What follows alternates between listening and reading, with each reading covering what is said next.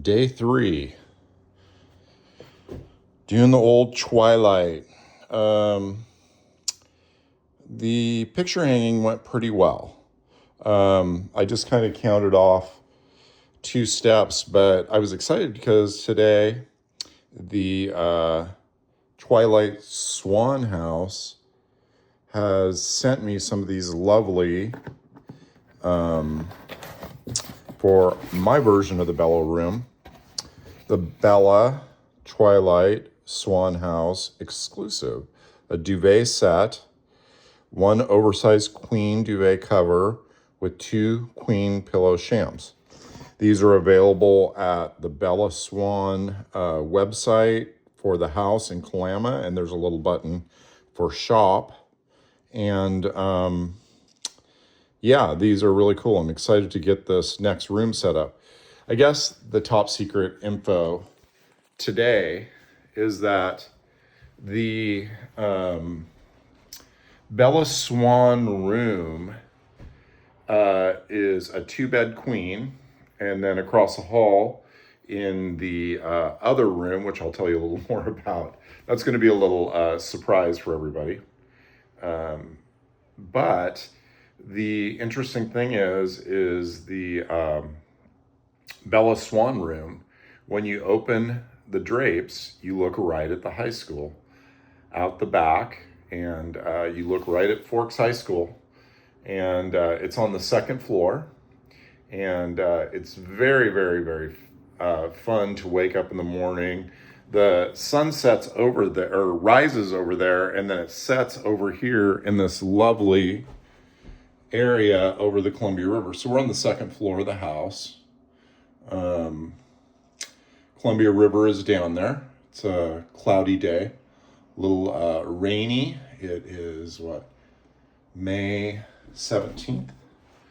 Yeah, so I've been doing that, but I'll tell you a little bit about, just a little quick and dirty about what happened. So 52 inches, 5 pictures.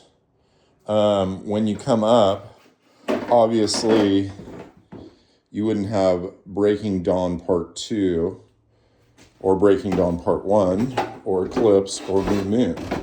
Twilight should be the first thing you see. So that's what I did. And so you go up and you get to go back in time to each poster.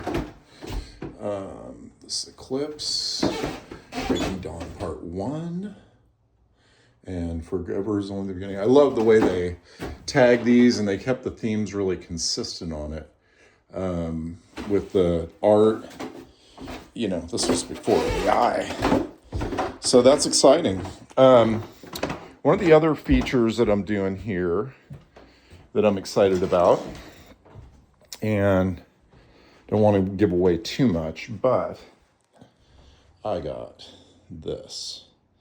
The Bella Swan Twilight dress and a jacket, and it's actually made by NECA. It was New Moon. And then the Twilight baseball scene, the Team Cullen, and the jacket. So I'm kind of excited about that. So I'll tell you a little more as things progress. I'm just working. Tomorrow may be the reveal of what is comprised on these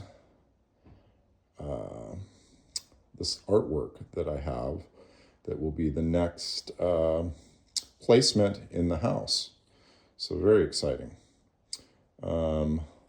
Lovely Kalama, Washington. You go right out to my front porch. Let's see if it's open. Sesame. And here we are. This is the little hood. It's like a little beach town.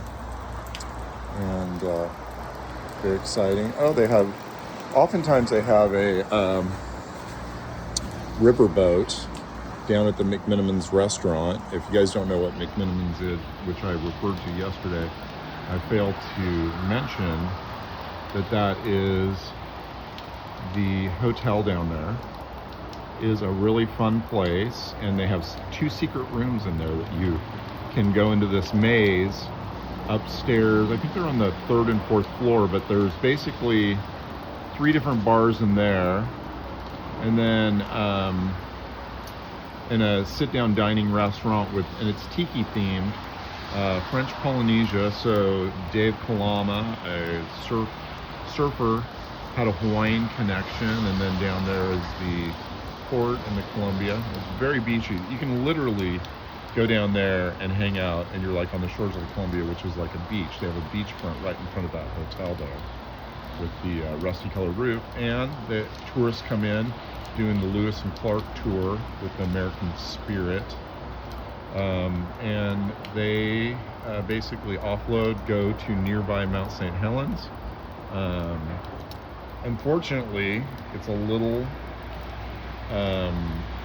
weird because you go up the Spirit Lake Highway, which is the road up to Mount St. Helens. You'll see some beautiful views. It's a beautiful drive. It's definitely worthwhile. It's about 2 hours out of the whole area. Round trip you can do it in about 4 hours. But the interesting thing about it is that you can see Mount St. Helens, but we had at Johnston Ridge where the mountain erupted, and we have 2 visitor centers. One of the roads slid out, so it's been down, I think, for almost 3 years now. But you will see some beautiful mountain scenery up there. Obviously, seeing a semi-active volcano is really cool. It's not going to ever blow up like it did the last time. My dad ran the mill up there, and when it erupted, it was plugged with a core of molten lava. So it was basically plugged up, and that big plug that had heated up was like a cork, and all this pressure was behind it. And a lot of people don't know this, but it was 500 times the unfortunate Hiroshima bomb. And it caused a lot of chaos. My dad was basically gone for probably 30 days during that. He was an incredibly hard worker, and he was a businessman, and he was one of my idols. And he kind of had a more corporate job, and I chose to be more like my mom, a little more like an artist. And so that led me to taking on all types of neat projects over my years in the music business and film business and directing films and doing all types of fun things.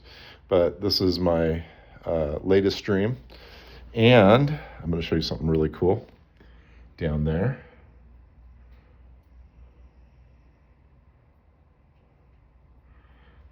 See that all day long, tugs, ships with cars and all that stuff go by here. It's so cool. So I noticed I didn't have it on 0.5 when I was talking to you. And so you probably just got to see every pore on my face, but who cares? It's just the way it is. Okay, so I hope you have a nice day, and it was fun talking to you on day 3. And I'll reveal more and more and more as we go.